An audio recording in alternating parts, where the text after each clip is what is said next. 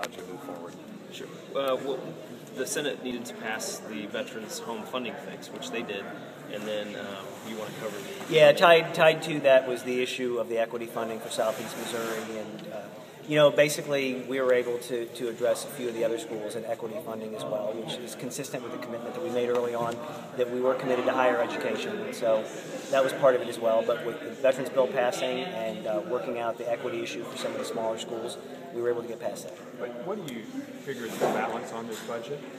Well, we're over $50 million below the governor. It's definitely balanced, and we're somewhere probably in the neighborhood of about $2 to $3 million left over in the black. Where did the money come from for the various schools that were in this agreement? Part of it came out of GR. Well, I guess most of it, all of it came out of GR. It's, overall, for all of those schools, it was $3 million distributed.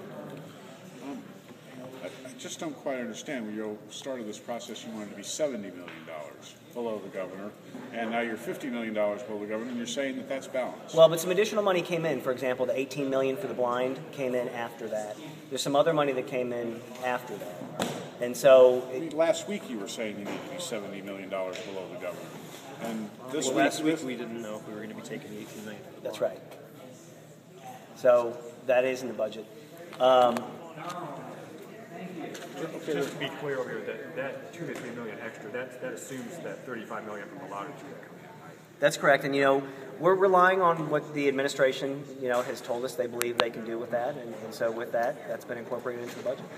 What happens with the Sue Shear Institute after it was taken out of the Veterans Bill and the amendment was done for 2003? Well, the language that's in the budget essentially reflects what's current law, which is that no money going to higher education should be used for political activity. And whether it's the Sue Shear Institute or anything else, if it's public money that's being used through higher education to fund political activity, that already was basically against the law anyway. And so it's simply a uniform standard that applies to everybody to make sure that everybody understands that. So basically it's status quo for the institute. They're not losing money. They're not getting defunded. I guess it depends on whether or not you believe they're doing political activity. Mm-hmm. And I would say that they should be very cautious if indeed they are doing political activity. Do you think they are? I couldn't tell you. That issue really was not my issue.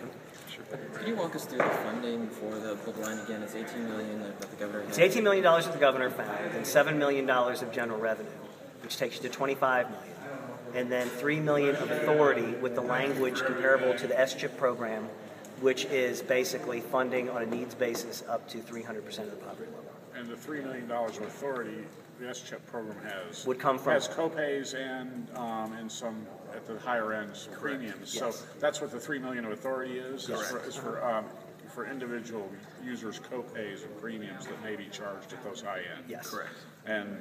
But no one above 300% of poverty will continue to be receiving this program, funds from this program.